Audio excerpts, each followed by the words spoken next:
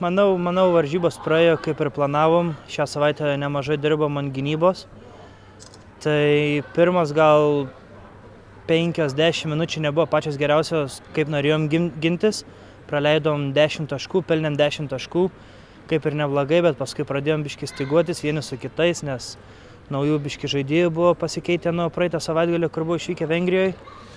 Tai kadangi gynybą susitvarkėm, grumtynėse kamuolį laimėjom, autę laimėjom kamuolį, tai Vėris turėjo galimybę tada žaisti plačiau. Kaip matėt, kiek kartų nusintėm kamuolį plačiau, beveik kiekvienu kartu buvo žeminimas. Tai visada, kada grumtynės ir autas laimi kamuolį, yra visada lengviau ir Vėriui žaisti. Daugiau manau, ką treneriai norėjo, tą padarėm, gal kažkur tai galėjom ir geriau, bet rezultatas tenkina visus.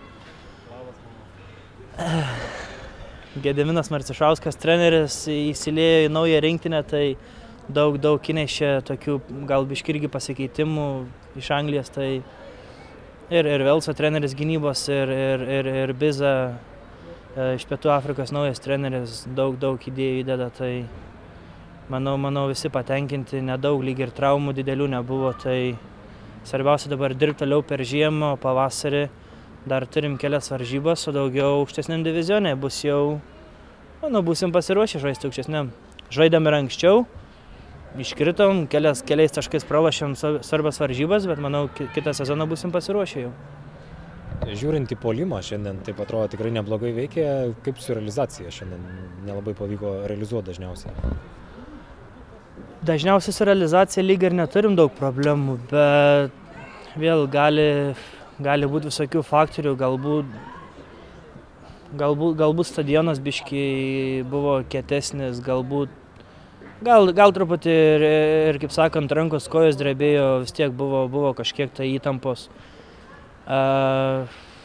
Šiaip jo, galėjom daugiau perspirti taškų, bet laimėjom varžybas, tai už tai, sakant, visada yra gerai, noris dar geriau, bet taip pat, manau, tie, kurie spardo per vartus, spardikai, dirbs per žiemą daugiau, kad kitais metais kiekviena galimybė būtų perspirta. 2 ar 3 taškai. Pats esi patyręs žaidėjas, jau daug ragavęs, galima sakyti, to lygio. Kaip šiandien jaunimo pasirodymas, vis tiek žaidė pakankamai nemažai pabaigoje, galima sakyti, tas rezervas jau.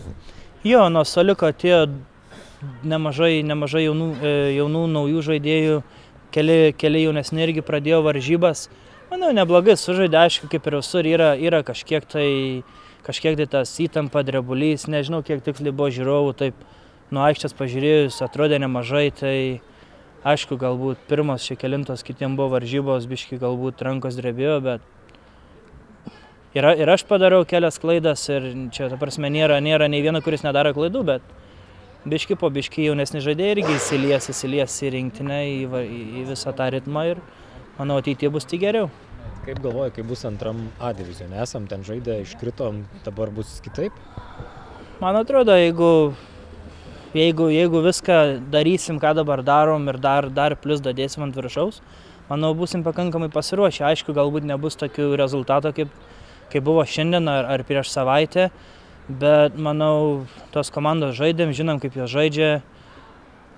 Biškai galbūt ten fiziškai stipresni bus žaidėjai, galbūt techniškesni, bet mes šiuo metu neatsiliekam nuo jų nei kiek, tai čia tik laiko klausimas, kada pradėsim žaisti ir pasimatys.